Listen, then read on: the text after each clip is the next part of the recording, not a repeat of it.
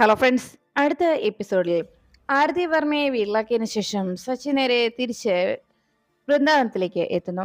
അവിടെ നേരം വളരെ വൈകിട്ടും സന്ദീപ് തിരിച്ചെത്താത്തതിൽ ടെൻഷനിലിരുന്ന ആതിരയുടെ മുന്നിലേക്ക് മദ്യപിച്ച് അവശനായി എത്തിയ സന്ദീപ് ആതിരയ്ക്കും കുഞ്ഞിനുമായിട്ട് പുതിയ വസ്ത്രങ്ങളൊക്കെ വാങ്ങി തൽക്കാലത്തെ ബഹളങ്ങൾ ഒഴിവാക്കാനുള്ള തന്ത്രവുമായി സന്ദീപ് വീട്ടിലേക്ക് കയറി വന്നത്.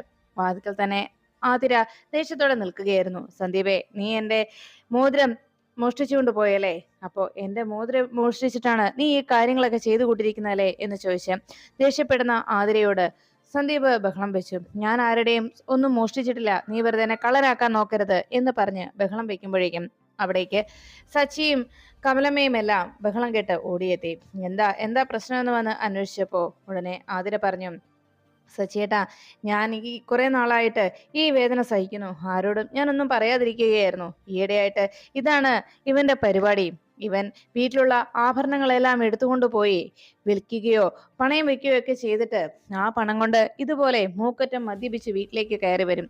ഇതിപ്പോ സ്ഥിരമായിരിക്കുകയാണ്. ഇന്ന് ആ കൂടി എനിക്ക് ബാക്കിയുണ്ടായിരുന്ന എന്റെ മോതിരം കൂടി അവൻ എടുത്തോണ്ട് പോയി. ഇന്ന് കാണിച്ചു കൂട്ടിയതൊക്കെ കണ്ടില്ലേ? എത്രയൊക്കെ ക്ഷമിക്കാൻ ശ്രമിച്ചിട്ടും എനിക്കതിന് സാധിക്കുന്നില്ല. എല്ലായ്പ്പോഴും ഇവൻ ചെയ്തു കൂട്ടുന്ന പ്രവർത്തികൾ ഈ രീതിയിലാണ് എന്ന് പറഞ്ഞ് സങ്കടത്തോടെ വിഷമത്തോടെ അങ്ങനെ പറഞ്ഞുകൊണ്ട് നിൽക്കുന്ന ആതിരയുടെ മുഖത്തേക്ക് നോക്കി ആതിരയെ സമാധാനിപ്പിക്കുകയാണ് സച്ചി. സന്ദീപിന് നേരെ സച്ചി തിരിഞ്ഞിട്ട്, നീ എന്തിനാടാ ഇങ്ങനെയെല്ലാം ചെയ്തത് എന്ന് ചോദിച്ചു. അപ്പോഴേക്കും സന്ദീപ് പറഞ്ഞു, അതെ, നിങ്ങളാരും എന്നെ ചോദ്യം ചെയ്യാൻ വരണ്ട എന്ന് സന്ദീപ് ശബ്ദമുയർത്തുമ്പോൾ സന്ദീപിനോട് വീണ്ടും സച്ചി ചോദിച്ചു, അതെ സന്ദീപേ, നിന്നെ ചോദ്യം ചെയ്യുകയല്ല, നീ എന്തിനാണ് മോളുടെ ആഭരണവും ആതിരയുടെ ആഭരണമൊക്കെ മോഷ്ടിച്ചുകൊണ്ട് പോകുന്നത്? എന്തിനാണ് നീ അതൊക്കെ എടുത്തുകൊണ്ട് വിൽക്കുന്നതെന്ന് ചോദിച്ചപ്പോ ഞാൻ ആരുടെയും ഒന്നും മോഷ്ടിച്ചിട്ടില്ല എന്ന് പറഞ്ഞ് വെറുതെ നിങ്ങളെന്നെ കള്ളനാക്കാൻ നോക്കണ്ട എന്ന് പറഞ്ഞ് സന്ദീപ് ശബ്ദമുയർത്തി. ഇത് കേട്ടു നിന്ന സച്ചി സന്ദീപിന് അരികിലേക്ക് ഓടിയെത്തി. എടാ, നമ്മുടെ കുടുംബത്ത് ഒരു മദ്യപാനിയും ഇല്ല. ഇങ്ങനെ ഒരു ശീലം എവിടെ നിന്നാ നിനക്ക് കിട്ടിയത്? നീ എന്തിനാ ഇങ്ങനെയൊക്കെ ചെയ്യുന്നതെന്ന് ചോദിച്ച് സച്ചി സന്ദീപിന് നേരെ തിരിയുമ്പോ സന്ദീപ് ചോദിച്ചു, അത് ശരി, ഇപ്പൊ ഞാൻ ഒരല്പം മദ്യപിച്ചപ്പോഴാണ് കുഴപ്പമായത്. നിങ്ങളെ ഡ്രൈവർമാരോടൊപ്പം കൂടി കൂട്ടുകാരോടൊപ്പം കൂടി മദ്യപിച്ച് നടന്നപ്പോഴൊന്നും നിങ്ങൾക്ക് പ്രശ്നമൊന്നും ഉണ്ടായിരുന്നില്ലല്ലോ. നിങ്ങളെ ആരും ചോദ്യം ചെയ്യാനും വന്നിരുന്നില്ലല്ലോ. ഇപ്പൊ പിന്നെ ഞാനൊരല്പം കഴിച്ചപ്പോഴാണോ വല്ലാത്ത ബുദ്ധിമുട്ടും വേദനയും ഒക്കെ? അതെ, ഞാൻ പിന്നെ എന്താ ചെയ്യേണ്ടത്? നിങ്ങൾക്ക് ഇങ്ങനെ കറങ്ങി നടക്കാവല്ലോ.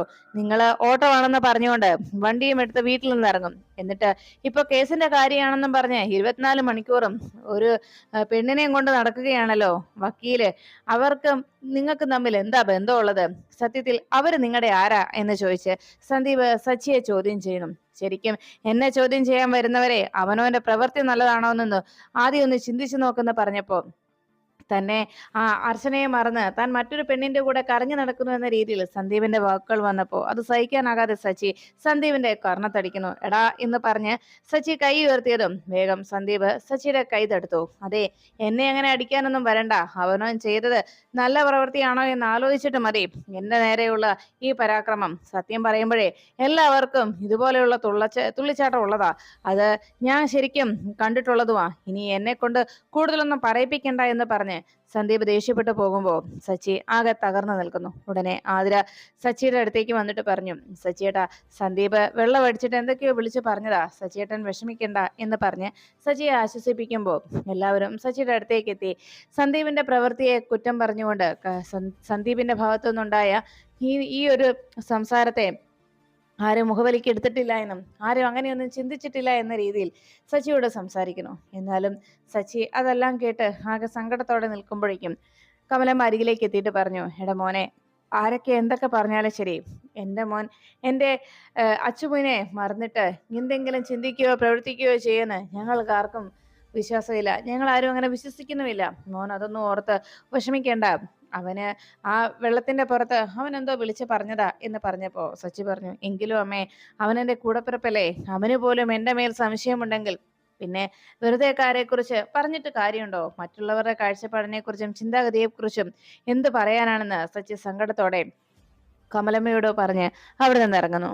അതിനുശേഷം അർച്ചനയോടും ശോഭയോടും രാജീവിനെ നോക്കാനായി ഒരു ഹോം നേഴ്സിനെ നിർത്തുന്നതിനെ കുറിച്ച് ശിശിര വീണ്ടും അതിനെക്കുറിച്ച് തന്നെ സംസാരിക്കുന്നു. തനിക്ക് ഹോസ്പിറ്റലിലേക്ക് പോകാൻ തൽക്കാലം താല്പര്യമില്ലെന്നും എങ്കിലും അമ്മയുടെ നിർബന്ധപ്രകാരം താൻ പോകാമെന്ന് ശിശിര സമ്മതിച്ചു. അപ്പോഴും ശിശിര ശോഭയോട് വീണ്ടും ആവശ്യപ്പെട്ടു, അമ്മേ, എനിക്ക് രാജീവേട്ടനെ ഫുൾ ടൈം ഇങ്ങനെ നോക്കിയിരിക്കാൻ കഴിയില്ല. അതുകൊണ്ട് രാജീവേട്ടന്റെ കാര്യത്തിൽ ഒരു തീരുമാനം ഉണ്ടാക്കണം എന്നിങ്ങനെ പറഞ്ഞപ്പോ ശോഭ പറഞ്ഞു, മര്യാദയ്ക്ക് നിന്നോടാ ഹോസ്പിറ്റലിൽ പോയി നിൽക്കാൻ പറഞ്ഞത്.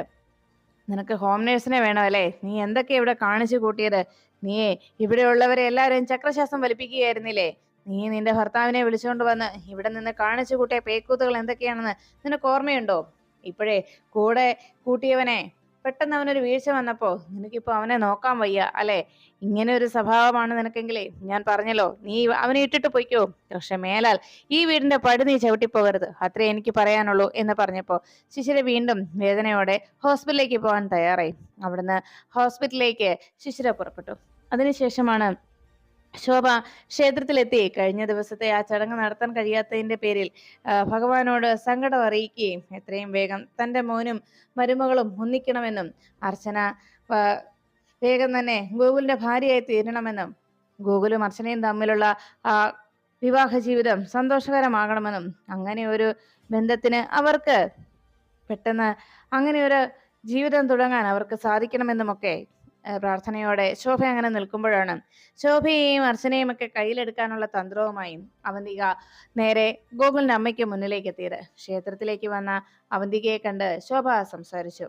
അവന്തികയോട് വളരെ സ്നേഹത്തോടെ ശോഭ സംസാരിക്കുമ്പോൾ തനിക്ക് സമൃദ്ധി ഒന്ന് കാണണമെന്നും സമൃദ്ധിയെ കാണാൻ കൂടിയാണ് താൻ ഇറങ്ങിയതെന്നും പിന്നെ രാജീവിന്റെ വിശേഷങ്ങൾ കൂടി അറിയാമല്ലോ എന്ന് പറഞ്ഞ് ശോഭയും കൂട്ടി അവന്തിക നേരെ ഗോകുലിന്റെ വീട്ടിലേക്ക് എത്തുന്നു. വാതിൽ തുറന്ന അർച്ചനയെ വളരെ സ്നേഹത്തോടെ അവന്തിക ചേർത്ത് പിടിക്കുമ്പോൾ അവന്തികയെ തനിക്ക് വളരെ പ്രിയപ്പെട്ട ഒരു നല്ല സുഹൃത്ത് എന്ന ധാരണയിൽ അർച്ചന അവന്തികയെ സ്വീകരിച്ചു. അങ്ങനെ വിശേഷങ്ങൾ പറഞ്ഞുകൊണ്ടിരിക്കുന്നതിനിടയിലാണ് അവന്തിക തന്റെ ഗൂഢതന്ത്രം അവിടെ പ്രയോഗിച്ചത്.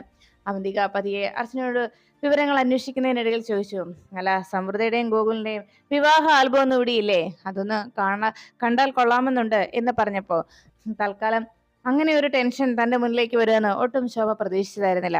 ഉടനെ ശോഭ അതിൽ നിന്ന് രക്ഷപ്പെടാനായിട്ട് വിവാഹ ആൽബം ഒക്കെ ഉണ്ടായിരുന്നോ? അത് പഴയ വീട്ടിലായിരുന്നോ? അന്ന് അവിടെ നിന്ന് ഈ വീട് എക്സ്ചേഞ്ച് ചെയ്തപ്പോൾ വീട്ടിലേക്ക് ഷിഫ്റ്റ് ആയ സമയത്ത് എങ്ങനെയോ അത് മിസ്സായി പോയി എന്ന് കളവ് പറഞ്ഞ് രക്ഷപ്പെടുകയാണ് ശോഭ. അതിൽ നിന്ന് അവന്തിക്ക് പല കാര്യങ്ങളും മനസ്സിലായി. അർച്ചനയുടെയും ഗോകുലിന്റെയും വിവാഹം കഴിഞ്ഞിട്ടില്ല എന്നും ഇവർ പറയുന്നതൊക്കെ കളവാണെന്നും ഇതിന്റെ സത്യാവസ്ഥ താൻ കണ്ടെത്തുമെന്നും അവന്തിക മനസ്സിലുറപ്പിച്ച് അവരോട് യാത്ര പറഞ്ഞ് അവിടെ നിന്നിറങ്ങുന്നു. അങ്ങനെ അവന്തിക നേരെ രാജീവന്റെ ഭാര്യ ശിശിരയ്ക്ക് മുന്നിലേക്ക് പ്രത്യക്ഷപ്പെട്ടു. ശിശിര ഹോസ്പിറ്റലിൽ വെച്ച് രാജീവിനെ പരിചരിച്ചുകൊണ്ടിരിക്കുമ്പോഴാണ് അവിടേക്ക് അവന്തിക എത്തിച്ചേരുന്നത്. അവന്തികയെ കണ്ടതും സ്നേഹത്തോടെ ശിശിര കാര്യങ്ങൾ അന്വേഷിച്ചു. അപ്പോഴേക്കും അവന്തിക പറഞ്ഞു, നമുക്കൊന്ന് പുറത്ത് പോയിട്ട് വരാമെന്നും രാജീവിനെ കാണാൻ വന്നതാ. എന്തായാലും ശിശിരയെ കണ്ടത് നന്നായി. നമുക്ക് രാജീവിന്റെ കാര്യങ്ങളൊക്കെ ശിശിരയോട് ചോദിച്ചാൽ അറിയാമല്ലോ. അതുകൊണ്ട് നമുക്ക് പുറത്തു പോയി ഒരു കരിക്കൊക്കെ കുടിച്ചിട്ട് നിൽക്കാമെന്നും ഒരു ഇളനീര് കഴിക്കാമെന്നും പറഞ്ഞ് ശിശിരയുമായിട്ട് വേഗം പുറത്തേക്ക് ഇറങ്ങി അവന്തിക. അവിടെ നിന്ന് ഇളനീര് കുടിച്ചുകൊണ്ടിരിക്കുന്നതിനിടയിൽ അവന്തിക ശിശിരയോട് ചോദിച്ചു, അല്ല, ഈ സമൃദ്ധയുടെയും ഗോകുലിന്റെയും വിവാഹം കഴിഞ്ഞിട്ട് ഇത്രയും വർഷമായല്ലോ, അല്ല, സമൃദ്ധയുടെ വീട്ടുകാരും ഇങ്ങോട്ട് വരാറില്ലേ?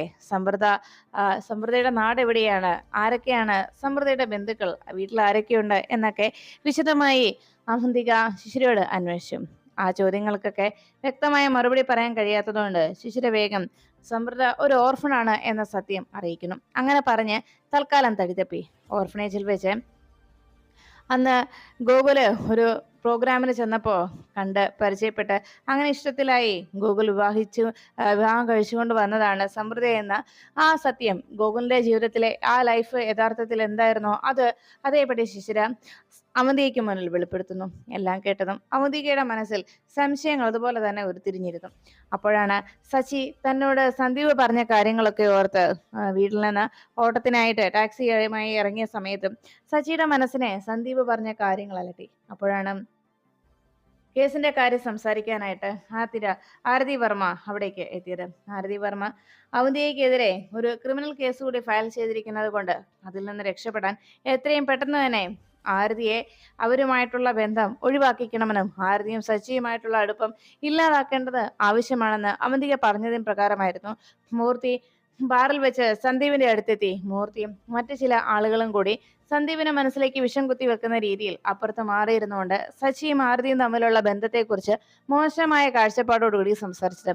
അതെല്ലാം മനസ്സിൽ കിടന്നിട്ടായിരുന്നു സന്ദീപ് ആ രീതിയിൽ സച്ചിക്ക് മുന്നിൽ പ്രതികരിച്ചത്. ഇതൊന്നും അറിയാതെ സച്ചി ഇങ്ങനെ സന്ദീപ് തന്നെ തെറ്റിദ്ധരിച്ചല്ലോ എന്നോർത്ത് വിഷമത്തോടെ അങ്ങനെ കാർ ഡ്രൈവ് ചെയ്ത് പോകുന്നതിനിടയിലാണ് ആരതി സച്ചിക്ക് മുന്നിലേക്ക് എത്തിയത്.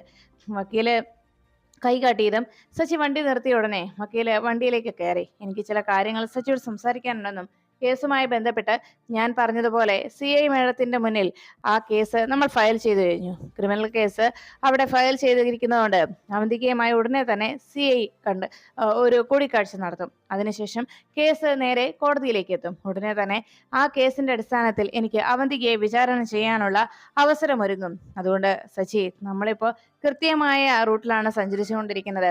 ഇനി നമുക്ക് വേണ്ടത് ഇന്ദുട്ടിയുടെ മുകളിലുണ്ടായിരുന്നല്ല, ഇന്ദുട്ടിക്ക് ആ പ്രോപ്പർട്ടിയിൽ അവകാശമുണ്ട് എന്ന് വെളിപ്പെടുത്തിയിരിക്കുന്ന സേതു സാറിന്റെ ആ എഗ്രിമെന്റ് ആണ്, സേതു സാറിന്റെ ആ വിൽപത്രമാണ്. അതാണ് ഇനി നമ്മൾ കോർട്ടിൽ ഹാജരാക്കാൻ പോകുന്നത്. സച്ചി, ഇനി ഒന്നും ഓർത്ത് ടെൻഷൻ ആവണ്ട. എന്തായാലും സച്ചി എന്ന് ആവശ്യപ്പെട്ടതുപോലെ നമുക്ക് ഉടനെ തന്നെ ആശ്രമത്തിൽ പോയി ആ ക്ഷേത്രത്തിൽ സച്ചി ഒന്ന് പ്രാർത്ഥിച്ചു നഷ്ടപ്പെട്ടതെല്ലാം തിരിച്ചു കിട്ടാനുള്ള അവസാന ശ്രമം നടത്താൻ പോകുന്നതിന് മുന്നോടിയായി ഈശ്വരമാല അനുഗ്രഹം വാങ്ങിക്കുന്നത് എന്തുകൊണ്ട് നല്ലതാണെന്നും ഉടനെ തന്നെ നമുക്ക് അവിടേക്ക് പോകാമെന്നും സച്ചിയോട് ആരതി അറിയിക്കുമ്പോൾ സച്ചി പറഞ്ഞു, എന്തായാലും വക്കീലിനെ കണ്ടത് ഒരു നല്ല സമയത്ത് തന്നെയാണ്. വക്കീല് എന്റെ മരണം വരെ എന്റെ നല്ല സുഹൃത്തായിരിക്കും എന്ന് സച്ചി വക്കീലിനോട് മനസ്സ് തുറന്ന് സംസാരിക്കുമ്പോൾ അതെല്ലാം കേട്ട് ആരതി പുഞ്ചിരിയോടെ സച്ചിയുടെ ആ സൗഹൃദത്തെ താൻ ഏറ്റുവാങ്ങി എന്നുള്ള ധാരണയിൽ സച്ചിയുടെ സൗഹൃദം തനിക്കും സന്തോഷം നൽകുന്നതാണ് എന്ന് മറുപടി നൽകിക്കൊണ്ട് അർച്ചനയെ ഉടനെ തന്നെ സച്ചിക്ക് കണ്ടെത്താൻ കഴിയുമെന്ന് തനിക്ക് ഉറപ്പുണ്ടെന്നും ഉടൻ തന്നെ നിങ്ങൾ തമ്മിൽ കണ്ടുമുട്ടുമെന്നും സച്ചിക്ക് ഒരിക്കൽ കൂടി പ്രതീക്ഷ നൽകി ആരതിയും സച്ചിയും യാത്ര തുടരുന്നു.